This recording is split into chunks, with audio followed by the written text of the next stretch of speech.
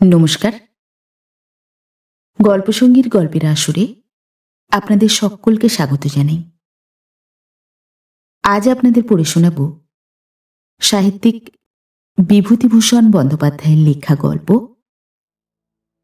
ভণ্ডুল মামার বাড়ি।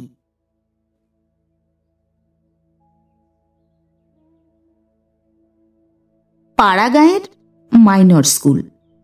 মাঝে মাঝে ভিজিট করতে আসি। আর কোথাও থাকবার জায়গা নেই।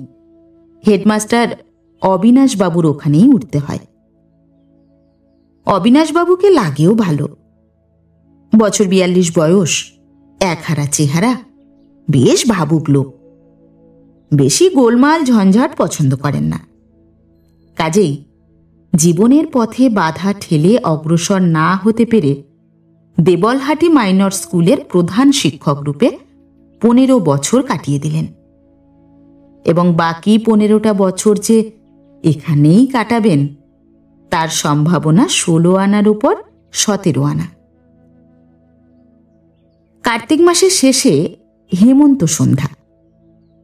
স্কুলের বারান্দাতে ক্লাসরুমে 2খানা চেয়ার টেনে নিয়ে আমরা গল্প করছিলাম। সামনে একটা ছোট মাঠ, একপাশে একটা বড় তুঁত গাছ, একপাশে একটা মজা পুকুর। সামনের কাঁচা রাস্তাঘাট গ্রামের বাজারের দিকে গিয়েছে। স্থানটা নির্জন। চায়ের কোনো ব্যবস্থা এখানে হওয়া সম্ভব নয়, তা জানি। একটি গরিব ছাত্র হেডমাস্টারের বাসায় থেকে পড়ে আর তার হাট বাজার করে। সে এসে 2টো রেকাবিতে ঘি মাখানো রুটি, আলু চচ্চড়ি ও একটু গুড় রেখে গেল। আমি বললুম, অবিনাশবাবু, বেশ ঠান্ডা পড়েছে, বেশ গরম মুড়ি খাওয়ার ইচ্ছে, কিন্তু হ্যাঁ হ্যাঁ সার্টেনলি। ওরে ও কানাই, শোন শোন, যাদিকে একবার গঙ্গার বউয়ের বাড়ি, আমার নাম করে বলগে 2টে গরম মুড়ি ভেজে দেয় এক্ষুনি। আমি বললুম, অভাবে চাল ভাজা। তারপর গল্পগুজবে আধ ঘন্টা কেটে গেল। অবিনাশবাবু কথা বলতে বলতে কেমন অন্যমনস্কভাবে মাঝে মাঝে ঝাঁ-ধারের মজা পুকুরটার দিকে চাইছিলেন।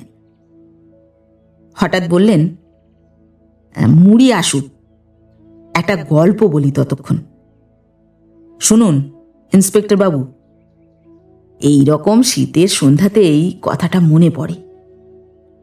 আপনাকে পেয়ে মনে এত আনন্দ হয়। এখানকার লোকজন দেখেছেন তো, সব দোকানদার, লেখাপড়ার কোনো চর্চা নেই। ছেলেপিলেকে লেখাপড়া শেখায় এই জন্যে যে কোনো রকমে ধারাপাত আর শুভঙ্করীটা শেষ করাতে পারলেই দাঁড়ি ধরাবে। কারুর সঙ্গে কথা বলে সুখ পাইনি।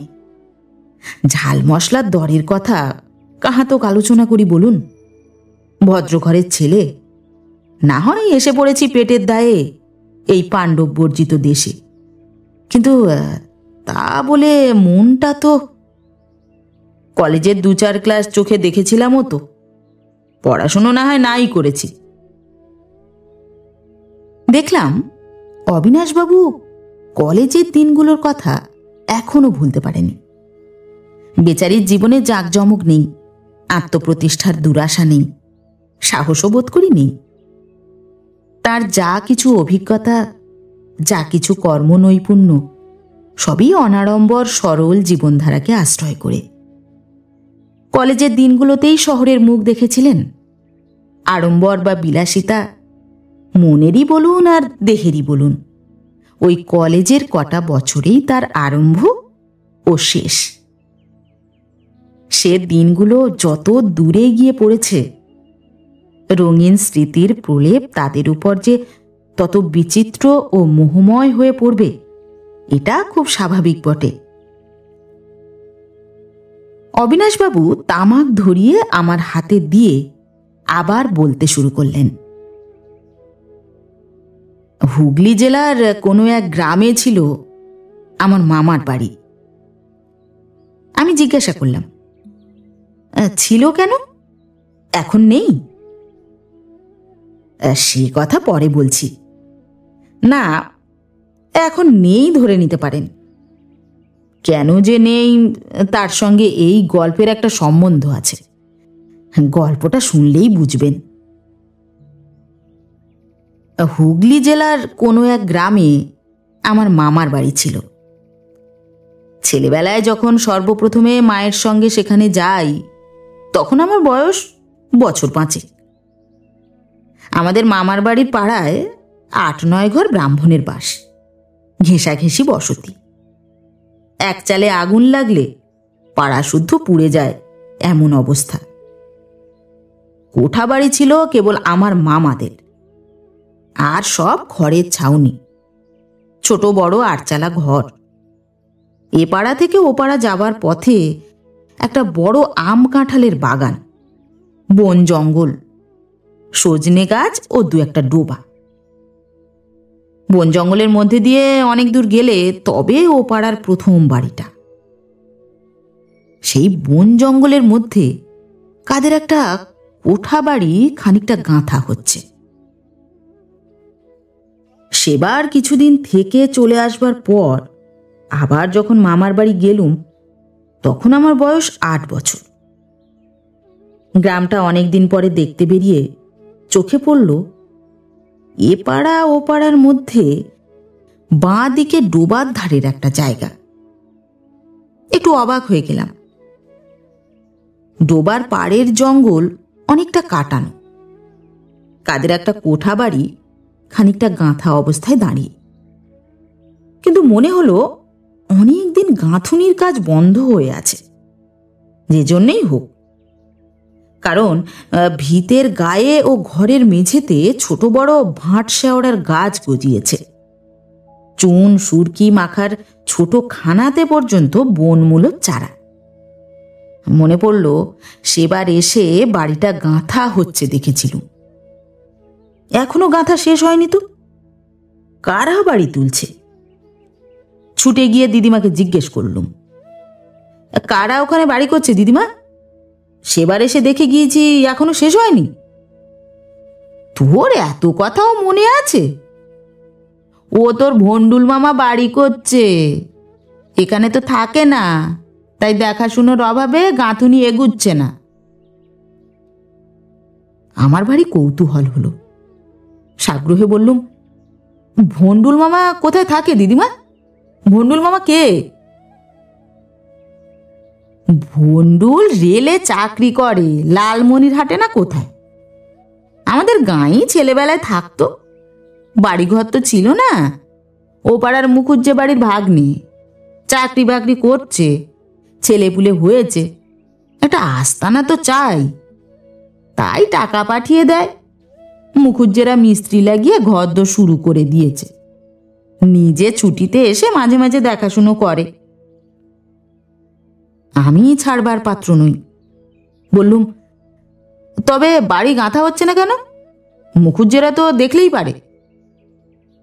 তা নয়, সব সময় তো টাকা পাঠাতে পারে না, যখন পাঠায় তখন মিস্ত্রি লাগানো হয়।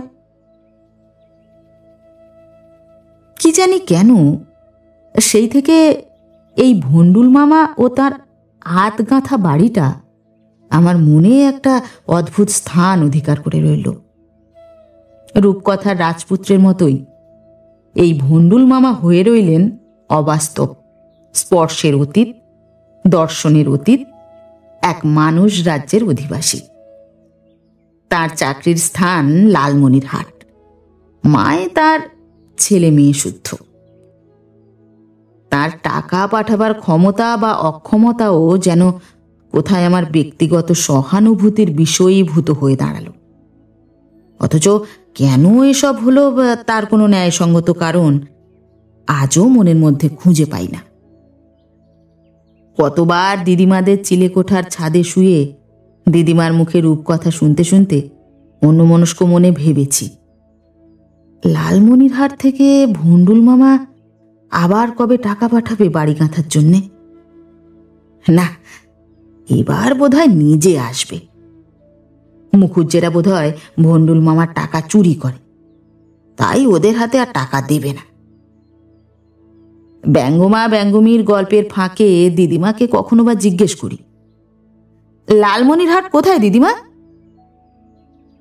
দিদিমা অবাক হয়ে বলেন, লালমনিরহাট কেন? তাতে তোর হঠাৎ কি দরকার পড়ল? তা কি জানি বাপু কোথায় লালমনিরহাট। নে নে ঘুমো, ঘুমোস তো আমায় রেহাই দে। রাত্রিরে এখন গিয়ে আমায় দুটো মোচা কুটে রাখতে হবে, ঠাকুর ঘরের বাসন বের করতে হবে, সৃষ্টির কাজ পড়ে রয়েছে। তোমায় নিয়ে সারা রাত গল্প করলে তো চলবে না আমার। আমি অপ্রতিভের সুরে বলতুম, না দিদিমা, গল্প বলো, যেও না। আচ্ছা, মন দিয়ে শুনছি। এরপর আবার মামার বাড়ি গেলুম বছর 2 পরে। এই 2 বছরের মধ্যে আমি কিন্তু ভন্ডুল মামার বাড়ির কথা ভুলে যাইনি। শীতের সন্ধ্যায় গোয়ালে সাঁজালের ধোঁয়ায় আমাদের পুকুর পাড়টা ভরে যেত। বনের গাছপালাগুলো যেন অস্পষ্ট, যেন মনে হতো সন্ধ্যায় কুয়াশা হয়েছে বুঝি আজ। সেই দিকে চাইলেই আমার অমনি মনে পড়ত ভন্ডুল মামার সেই তৈরি কোঠা বাড়িটার কথা। এমনই শ্যাওড়া বনে ঘেরা পুকুর পাড়ে। এতদিনে কতটা গাঁথা হলো কে জানে। এতদিন নিশ্চয়ই ভন্ডুল মামা মুখুজ্জে বাড়ি টাকা পাঠিয়েছে। মামার বাড়িতে রাতে এসে পৌঁছলাম। সকালে ওই পথে বেড়াতে গিয়ে দেখি, ও মা, এ কি, ভন্ডুল মামার বাড়িটা যেমন তেমনই পড়ে আছে। 4-5 বছর আগে যতটা গাঁথা দেখে গিয়েছিলুম, গাঁথুনির কাজ তার বেশি আর এতটুকুও এগোয়নি। বনে জঙ্গলে একেবারে ভর্তি।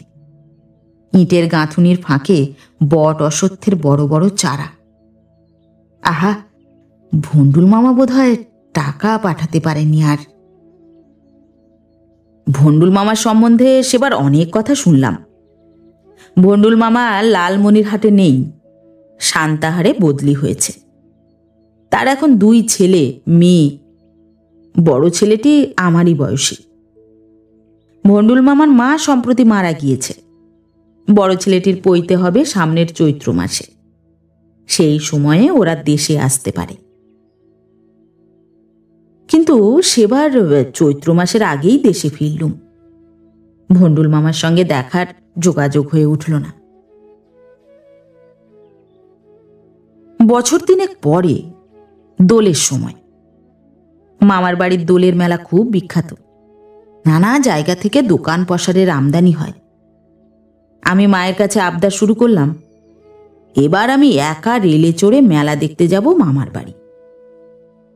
আমায় একা ছেড়ে দিতে বাবার ভয়ানক আপত্তি। অবশেষে অনেক কান্নাকাটির পর তাকে রাজি করানো হলো। সারা পথ সে কি আনন্দ! একা টিকিট করে রেলে চড়ে মামার বাড়ি চলেছি। জীবনে এই সর্বপ্রথম একা বাড়ির বার হয়েছি। সেই আনন্দেই সারা পথ আত্মহারা। কিন্তু এ সুখ সইল না। মামার বাড়ির স্টেশনে নেমেই কিরকম হোঁচট খেয়ে প্ল্যাটফর্মের কাঁকরের উপর পড়ে গিয়ে আমার হাঁটু ক্ষতবিক্ষত হয়ে গেল। অতি কষ্টে মামার বাড়ি পৌঁছে বিছানা নিলুম। পরদিন সকালে উঠতে গিয়ে দেখি আর উঠতে পারিনি। 2 হাঁটুতে বেজায় টাটিয়েছে, সঙ্গে সঙ্গে জ্বর। কোথা দিয়ে দোল কেটে গেল টেরও পেলুম না। দিদিমাকে অনুরোধ করলুম বাড়িতে যেন তারা চিঠি না লেখেন যে আমি আসবার সময় স্টেশনে পড়ে গিয়ে হাঁটু কেটে ফেলেছি। সেরে উঠে বেড়াতে বেরিয়ে একদিন দেখি ভন্ডুল মামার বাড়িটা অনেক দূর গাঁথা হয়ে গেছে। কাঠ থামল পর্যন্ত গাঁথা হয়েছে, কিন্তু কড়ি এখনো বসানো হয়নি। হঠাৎ এত খুশি হয়ে উঠলুম যে আছাড় খেয়ে হাঁটু কাটার কথা টের পেলে বাবা কি বলবেন, তখনকার মতো সে দুশ্চিন্তা মন থেকে মুছে গেল। উৎসাহে ও কৌতূহলে এক দৌড়ে ভন্ডুল মামার বাড়িতে গিয়ে হাজির। গাঁথুনি অনেকদিন বন্ধ আছে মনে হলো। গত বর্ষার পরে বোধহয় আর মিস্ত্রি আসেনি। ঘরের মেঝেতে খুব জঙ্গল গজিয়েছে। গাঁথুনির ফাঁকে ফাঁকে আমরুল শাকের গাছ। বাড়ির উঠোনে বড় একটা সজনে গাছে প্রথম ফাগুনে ফুলের খই ফুটেছে। ঘুরে ঘুরে দেখলুম ভন্ডুল মামার বাড়িতে 3টে ঘর, একটা ছোট দালান, মাঝে একটা সিঁড়ির ঘর, 8-10 ধাপ সিঁড়ি গাঁথা হয়েছে। ওদিকের বড় ঘরটা বোধহয় ভন্ডুল মামার। মাঝের ঘরটাতে ছেলেমেয়েরা থাকবে। ভন্ডুল মামার বাপ আছে, কে জানে। তিনি বোধহয় থাকবেন সিঁড়ির এক পাশের ঘরটাতে। রান্নাঘর কোথায় হবে?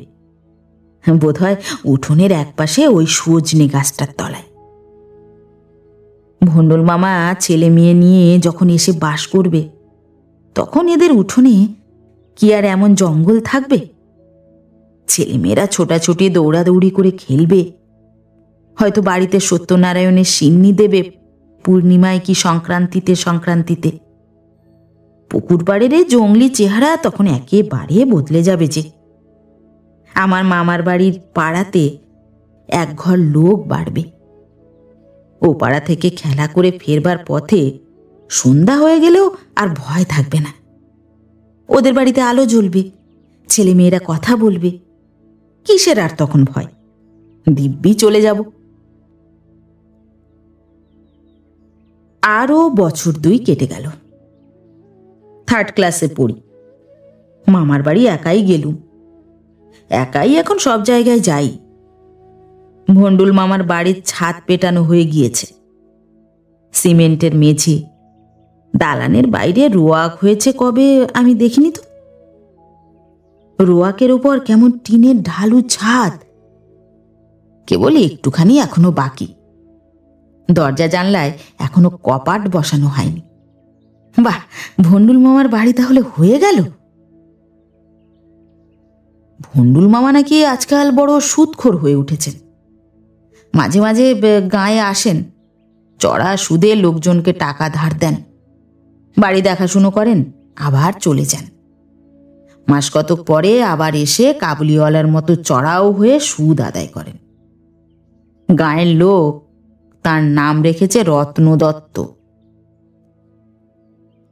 এরপর এলো একটা সুদীর্ঘ ব্যবধান। ছেলেবেলার মতো মামার বাড়িতে আর তত যাইনি, গেলেও 1-8 দিন থাকি।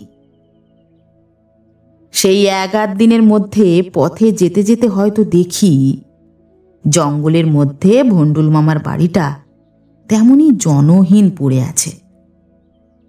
বন জঙ্গল চারিপাশে আরো গভীরতর। কেউ কোনোদিন ও বাড়িতে পা দিয়েছে বলে মনে হয় না। একটা ছন্ন ছাড়া লক্ষ্মী ছাড়া চেহারা। শীতের সন্ধ্যায়, বর্ষার দিনে, চৈত্র বৈশাখের দুপুরে কতবার ও বাড়িটা দেখেছি, সেই একই মূর্তি। এমনি করে বছর কয়েক কেটে গেল। ক্রমে এন্ট্রান্স পাস দিয়ে কলকাতায় এসে কলেজে ঢুকলাম। সেবার 2nd ইয়ারের শেষ, FA দেব। কি একটা দরকারে মামার বাড়ি গিয়েছি। বোধ করি মাঘ মাসের শেষ।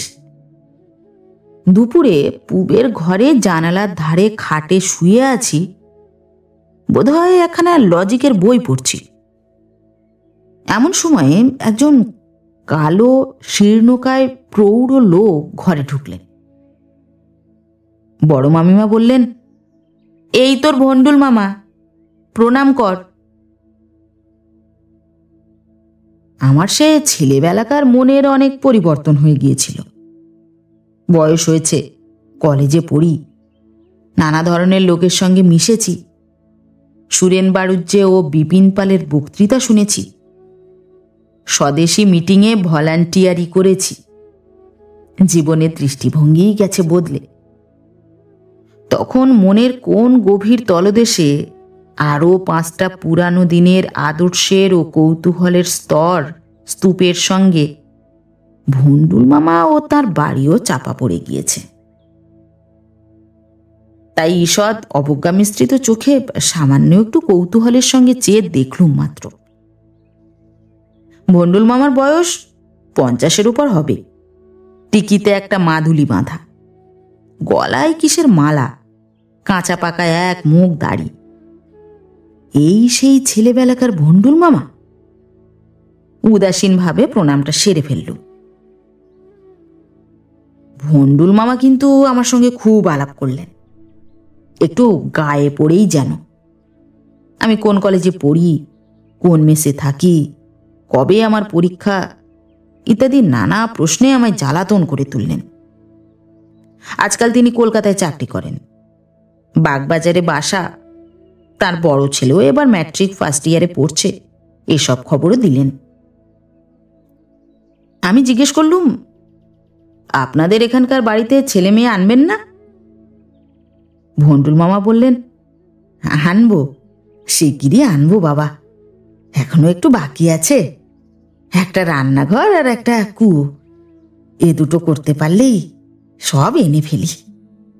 কলকাতায় বাসা ভাড়া দুধের খরচ জোগাতেই, সেই জন্যেই তো খেয়ে না খেয়ে দেশে বাড়িটা করলুম। তবে ওই একটুখানি যা বাকি আছে। তাছাড়া চিলে কোঠার ছাদটা এখনো এইবারেই ভাবছি শ্রাবণ মাসের দিকে ওটাও শেষ করব। বলে কি, এখনো বাকি? জ্ঞান হয়ে পর্যন্ত দেখে আসছি ভণ্ডুল মামার বাড়ি উঠছে। এ তাজমহল নির্মাণের শেষ দেখে যেতে পারবো তো?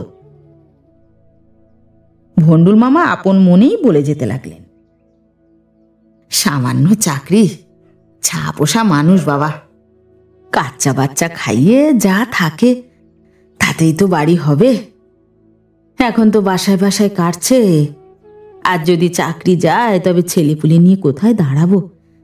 তাই ভেবে আজ 14-15 বছর ধরে একটু একটু করে বাড়িটা তুলছি। তবে এইবার আর দেরি হবে না, আসছে বছর সব এনে ফেলবো। জায়গাটা বড় ভালোবাসি বাবা।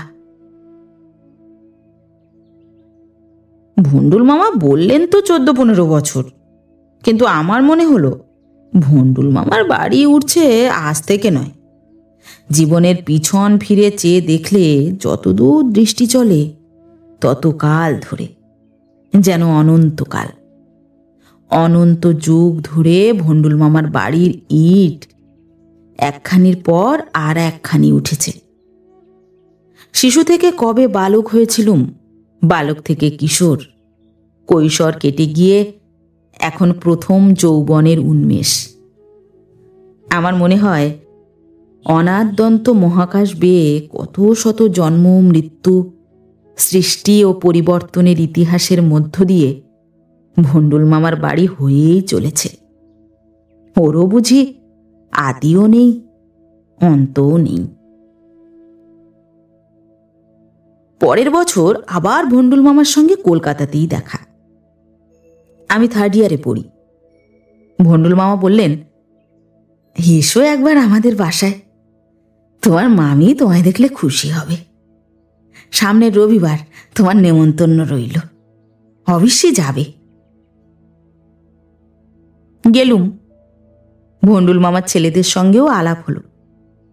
ভণ্ডুল মামা অনুযোগের সুরে বললেন, ওদের বলি, যা একবার এই সময় আষাঢ় মাসে দেশে গিয়ে উঠোনে খাসা বরবটি আর শিম লাগিয়ে রেখে এসেছে, মাচাও বেঁধে এসেছে। হ্যাঁ, তা কেউ কি কথা শোনে? মামিমা ঝংকার দিয়ে বলে উঠলেন, যাবো সেখানে কেমন করে শুনি? কোনো ঘরে বাস করবার জো নেই, ছাদ ফুটো হয়ে জল পড়ে, জলের ব্যবস্থা নেই বাড়িতে, শুধু শিম আর বরবটির পাতা চিবিয়ে তো মানুষ, তাতে বাড়ি হাট আলগা, পাঁচিল নেই।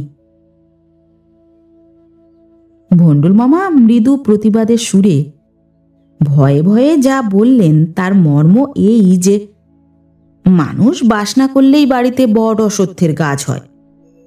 ছাদ আঁটা হয়ে গেছে আজ অনেক দিন, কিন্তু কেউ বাস তো করে না, বাড়ি কাজেই খারাপ হতে থাকে।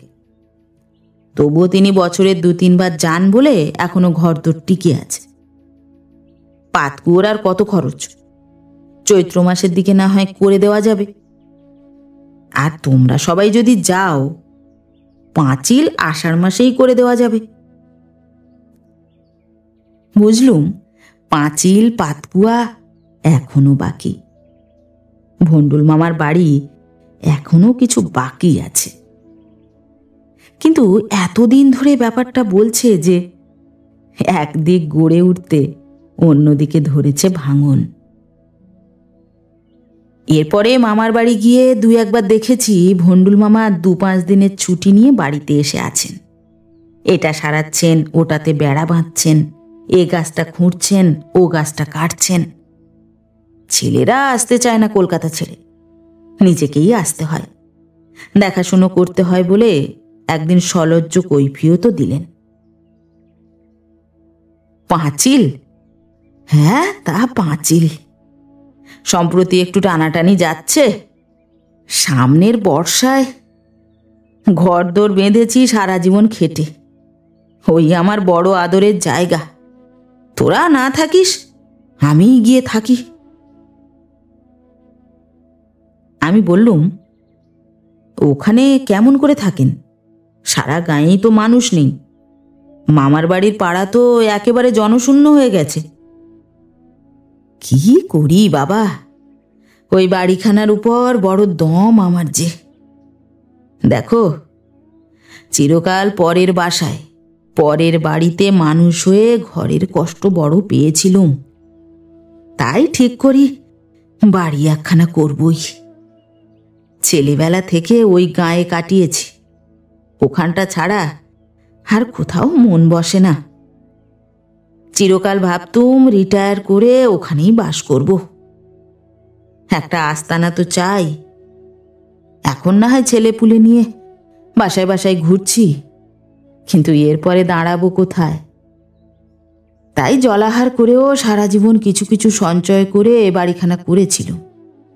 তা ওরা তো কেউ এলো না, আমি নিজেই থাকি।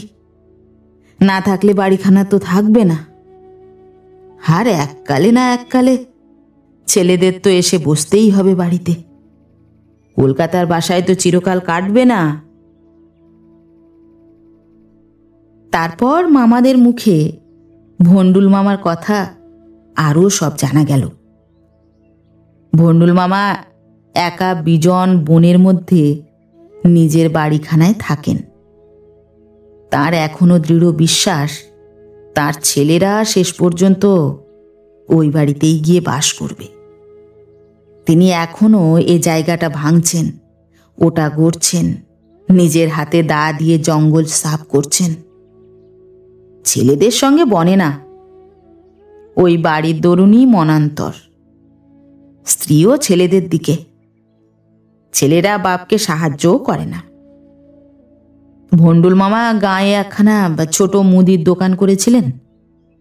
লোক নেই তার কিনবে কে, যা 2-1 ঘর খদ্দের জুটেছিল ধার নিয়েই দোকান উঠিয়ে দিলে।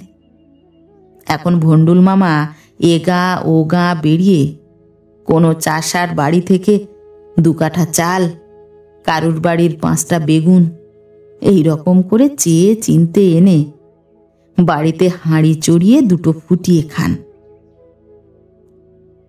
তারপর ধীরে ধীরে অনেক বছর কেটে গেল। আমি ক্রমে বিএ পাশ করে চাকরিতে ঢুকলুম। মামার বাড়ি আর যাইনি, কারণ সে গ্রামে আর যাবার যোগ্য নয়। মামার বাড়ির পাড়ায় গাঙ্গুলিরা, রায়েরা, ভরেরা সব একে একে মরে হেজে গেল।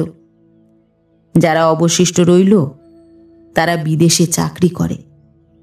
ম্যালেরিয়ার ভয়ে গ্রামের ত্রিসীমানা মারায় না। ও পাড়াতেও তাই জীবন মজুমদারের প্রকাণ্ড দোতলা বাড়ি ছাদ ভেঙে ভূমিসাৎ হয়ে গিয়েছে। শুধু একদিকের দোতলা সমান দেওয়ালটা দাঁড়িয়ে আছে। যে পুজোর দালানে ছেলেবেলায় কত উৎসব দেখেছি, এখন সেখানে বড় বড় জগডুমুরের গাছ। দিনেই বোধহয় বাঘ লুকিয়ে থাকে। বিখ্যাত রায় দিঘি মজে গিয়েছে, দামে বোঝাই, জল দেখা যায় না। গরু বাছুর কচুরিপানার দামের উপর দিয়ে হেঁটে দিব্যি পার হতে পারে। সন্ধ্যা রাতেই গ্রাম নিশুতি হয়ে যায়। দুই এক ঘর নিরুপায় গৃহস্থ, যাদের নিতান্ত অর্থাভাব, এখনো পৈতৃক ভিটেতে ম্যালেরিয়া জীর্ণ হাতে সন্ধ্যাদীপ জ্বালাচ্ছে। সন্ধ্যা উত্তীর্ণ হতে না হতেই তারা প্রদীপ নিভিয়ে শয্যা আশ্রয় করে। তারপর সারা রাত ধরে চারিধারে শুধু প্রহরে প্রহরে শ্রীগালের রব ও নৈশ পাখির ডানা ঝটাপটি। আমার মামারাও গ্রামের ঘরবাড়ি ছেড়ে শহরে বাসা করেছেন। ছোট মামার ছেলের অন্নপ্রাশন উপলক্ষে সেখানে একবার গিয়েছি। ব্রাহ্মণ ভোজনের কিছু আগে একজন শীর্ণকায় বৃদ্ধ একটা পুঁটুলি হাতে বাড়িতে ঢুকলেন। এক পা ধুলো, বগলে একটা ময়লা সাদা কাপড় বসানো বাঁশের ছাতা। প্রথমটা চিনতে পারিনি, পরে বুঝলুম ভন্ডুল মামা এত বুড়ো হয়ে পড়েছেন এর মধ্যে। শহরে এসে মামাদের নতুন সভ্য শৌখিন আলাপি বন্ধুবান্ধব জুটেছে। তাদের পোশাক পরিচ্ছদের ও ধরনে ও কথাবার্তার সুরে ভন্ডুল মামা কেমন ভয় খেয়ে সংকোচের সঙ্গে নিমন্ত্রিত ভদ্রলোকদের শতরঞ্চির এক কোণে বসলেন। তিনিও নিমন্ত্রিত হয়েই এসেছিলেন বটে, কিন্তু মামারা তখন শহুরে বন্ধুদের অভ্যর্থনায় ব্যস্ত। তাঁর আগমন কেউ বিশেষ লক্ষ্য করেছে এমন মনে হলো না। আমি গিয়ে ভন্ডুল মামার কাছে বসলুম। চারিধারে অচেনা মুখের মধ্যে আমায় দেখে ভন্ডুল মামা খুব খুশি হলেন। আমি জিজ্ঞেস করলুম, আপনি কি কলকাতা থেকে আসছেন? ভন্ডুল মামা বললেন, না বাবা, আমি রিটায়ার করেছি আজ বছর 5 হবে। গাঁয়ের বাড়িতেই আছি, ছেলেরা কেউ আসতে চায় না।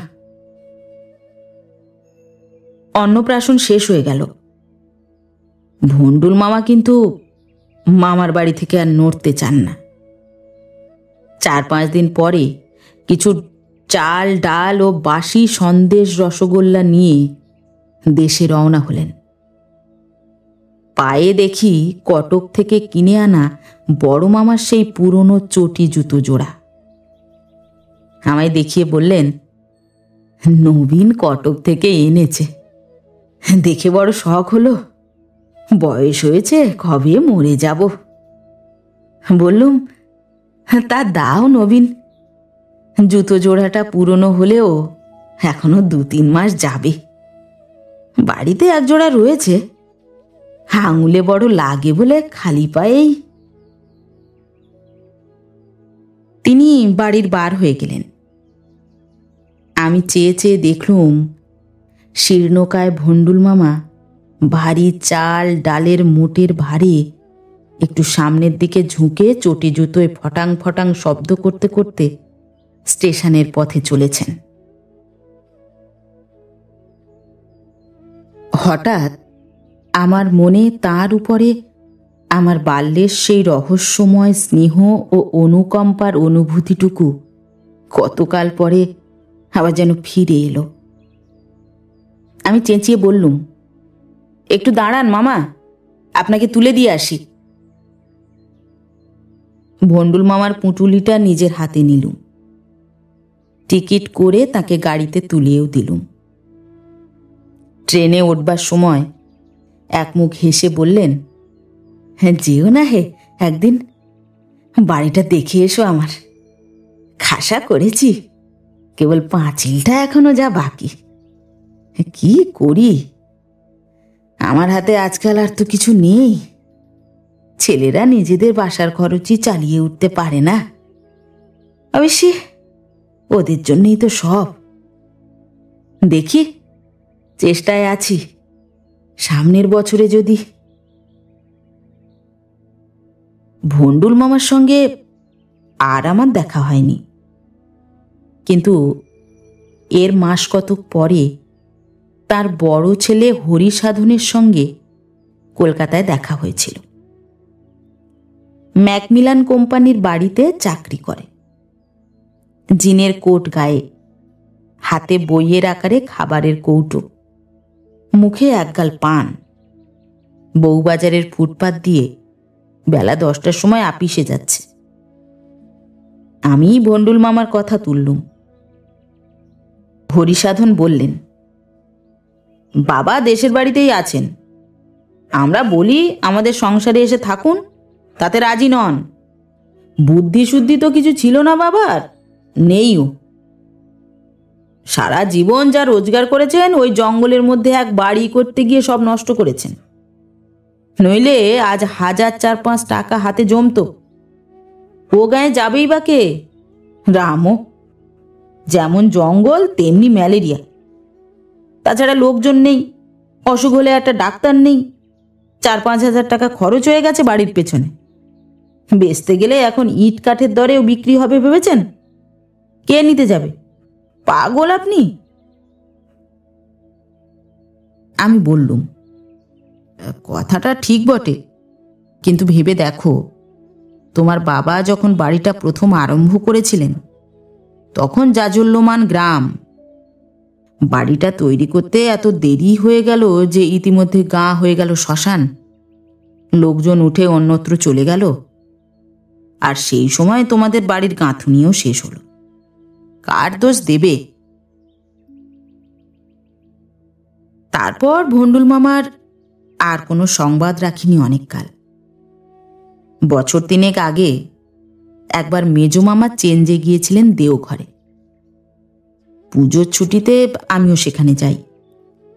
তার মুখেই শুনলাম ভন্ডুল মামা সেই শ্রাবণেই মারা গিয়েছেন।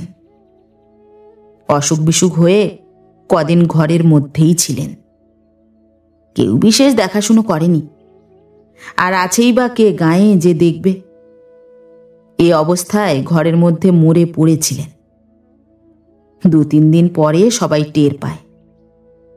তখন ছেলেদের টেলিগ্রাম করা হয়। ভন্ডুল মামার এইখানেই শেষ। এরপর আমি আর কখনো মামার বাড়ির গ্রামে যাইনি, হয়তো আর কোনোদিন যাবও না। বাড়িটাও আর দেখিনি। কিন্তু জ্ঞান হয়ে পর্যন্ত যে বাড়িটা গাঁথা হতে দেখেছি, সেটা আমার মনের মধ্যে একটা অদ্ভুত স্থান অধিকার করে আছে। আমার কল্পনায় দেশের মামার বাড়ির গ্রামের এক গলা বনের মধ্যে শীতের দিনের সন্ধ্যায় ভন্ডুল মামার বাড়িটা একটা কায়াহীন, উদ্দেশ্যহীন রূপ নিয়ে মাঝে মাঝে দাঁড়িয়ে থাকে। সেই গাছ গজানো উঠানটাতে ঢুকবার পথ বনে ঢাকা। দরজা জানালার কপাট নেই। থামে থামে কাঠ থামাল পর্যন্ত গাঁথা হয়েছে। আমার জীবনের সঙ্গে ভন্ডুল মামার বাড়িটার এমন যোগ কি করে ঘটল, সেটা আজ ভেবে আশ্চর্য হয়ে যাই। আমার গল্পের আসল কথাই তাই। অমন একটা সাধারণ জিনিস কেন আমার মন এমন জুড়ে বসে রইল, অথচ কত বড় বড় ঘটনা তো বেমালুম মন থেকে মুছেই গিয়েছে। বিশেষ করে এইসব শীতের সন্ধ্যাতেই মনে পড়ে এই জন্য যে 5 বছর বয়সে এই শীতের সন্ধ্যাবেলাতেই বাড়িটা প্রথম দেখি। অবিনাশবাবুর ছাত্রটি মুড়ি নিয়ে এলো।